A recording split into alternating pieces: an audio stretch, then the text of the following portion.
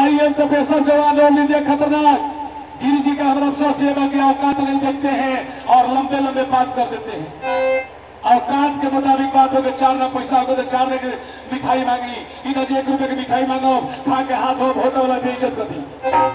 एक गीत का है कहता चौहाना करवाने में जाओ तरी भाई जी सब कमाई हलोगी तो 100 रुपया में हेरारू का मान दी हलोगी।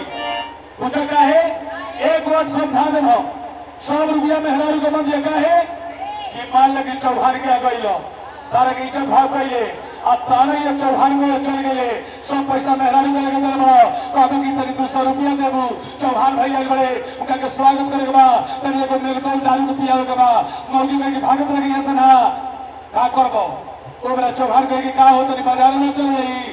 आ तो भाई तरी कपार में दर्द ना अभी तो हमार हाल लेके जानो भाई मेहरारू हेती चुकी चौहर का पुड़िया दियाई एक बारे में निकल जाना तो भाई हो लुधियाना रही तो चादा फेंके खातिर चादा फेंके गाय की 1.5 रुपया ले आता पर मेहरारू अपने के दानी लेकिन दो सीमाना ना ससुरा के बेटी एक बोहिनी का जबकि पाई पाई जोर के भेजी ले मनी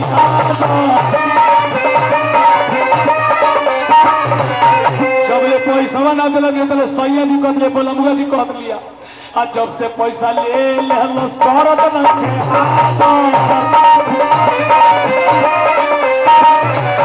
अब एगो ब्यास के सियार कहे एगो ब्यास के हुआर कहे एगो ब्यास के भेड़ा कहे ई ब्यास के नाम थोड़े हो आ वही में चौहानवा तनी एगो गलती बोल दी तो एगो तनी चलिए बोल दी कि छोड़े ई बोल सकेला लेकिन बाप रे बाप बड़ बात नहीं कह दी लेकिन वो गिरी गोसाई महात्मा होके ऐसा न शुद्ध बोली राम राम राम राम छी छी छी छी अरे पाई पाई जोर के भेजीले मनिया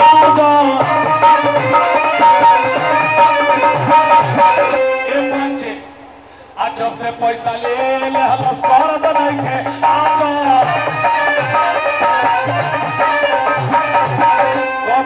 टाइम से खियावती खाना हो जानवारी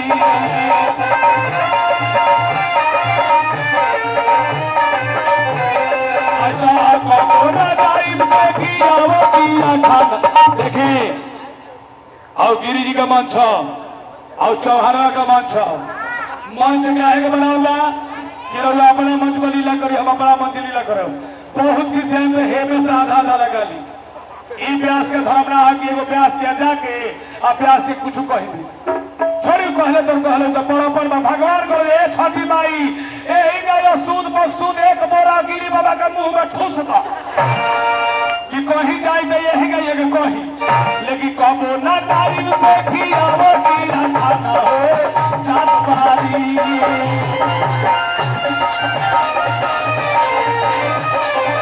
भाई जी अब भेंट भैंकर भाई नेताजी फिर भेंट हुई अब जब मेहरारू ने के बदका करी हक्का मारे मोखी जाना हो हक्का मारे मोखी जाना हो जानवारी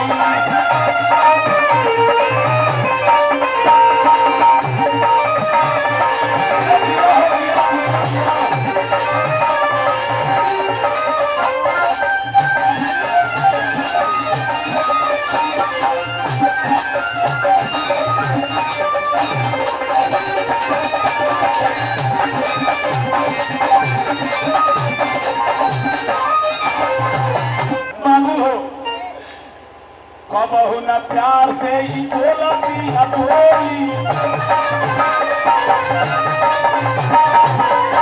जब रउआ चुनरी ओढ़नी तो हम न कहनी तो मरदा ही लेकिन हम ओढ़ी तो रउआ कही प्यार भाव में लेकिन कुछ कह दे गांदा के अगर मतलब है कि गांदा अगर कहीं लोग तो करके तोप दी ना तो कुदारी से काट के पीक दी ना गिरी बाबा तोपे दी ना कुदारी से काट के पीके दी एगो लकड़ी लगा के खींच की ना नके तो सुगिर की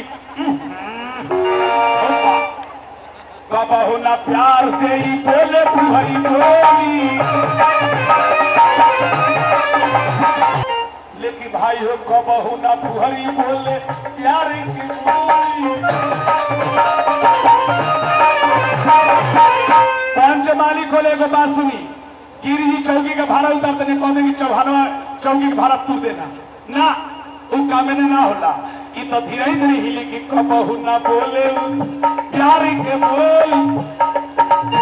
ऐसा बोली बोला पिया लाग जाता गोली ऐसा बोली बोला पिया लाग जाता गोली मलिकार और कभी अगुवाई कभी खराब करी अगुआ बियाह करा देला अगुआ में कोनो दोष नहीं के बताई सावरे बन के कितना पुनः घर बन तू गोर रह के का करी ये कोई लोकर दान कोई ही हवे सो कने कर दान थई अगुआ बियाह करा देला लेकिन वो हमरा संगे निमन ना कोई नहीं कबो ना बोले फुहरी प्यार के बोली कबो कबो बोला पिया लाग जाता गोली का कह रहा से इतना बड़ा दुख बा कि सारा मेरा पैसा ले लेला अब हमें किराया के लिए दिक्कत हो गई बा चली मालिक कुछ दूर किराया के तो भाई लेकिन 1 2 3 4 5 6 आदमी 6 दिन में कुछ दे दो किराया हो गई अब तो भाई वो दुख हो गई कबहू ना बोले पुअरी प्यारी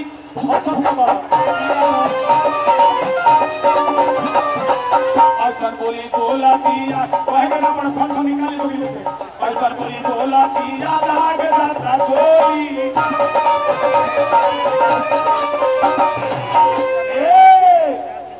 कौन बात कहिले तो कदे ले बहाना हो जात भाभी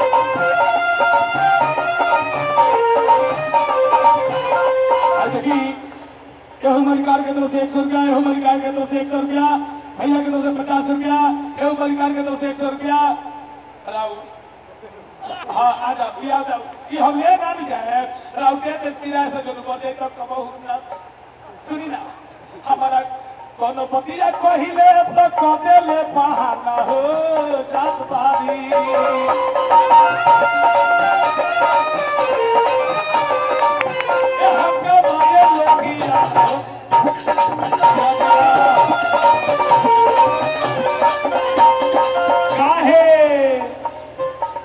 तोर मोटरी लेके भागल मोर जाना ना हो जात भाभी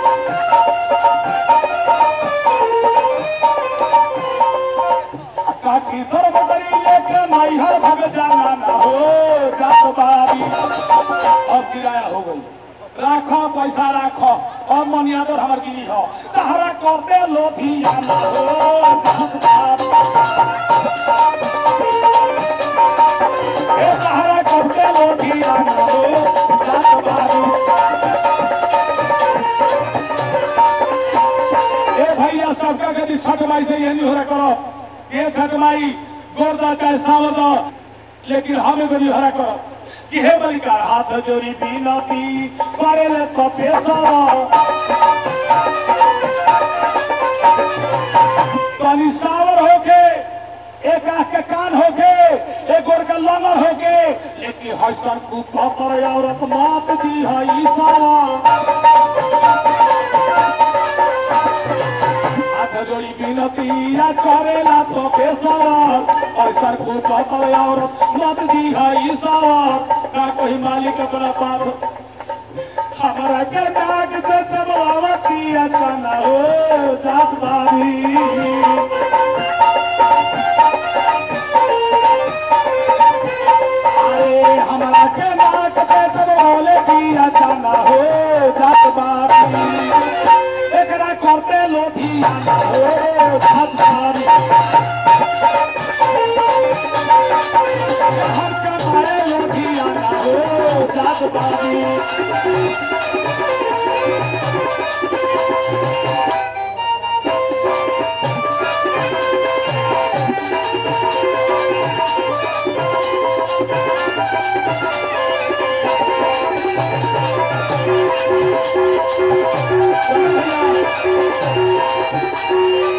चले बाबू चल वही काम के लिए लुधियाना चल कितना में हो चल चल हमरा हमें करेगा और भाई आओ ना भाई आओ ई मत कहो बाबू ओ बे घर में हम ना रहो काहे भाई मुंह देखे हमरा मैं लगता, लेकिन एगो हमरा फैसला सुन लो। बोलो भैया। हाँ सुना आए, लेकिन एगो हमार निहोरा बा, तीसरे निहोरा बा कि मेहरारू ये तो का हो, ई सूती घर में तो हम सुते मुसार, एक और मुंह रही पड़े तो हमार मुंह रही हो पड़े। यह फैसला रही कि उस सूती घर में तो हम सुते मुसार।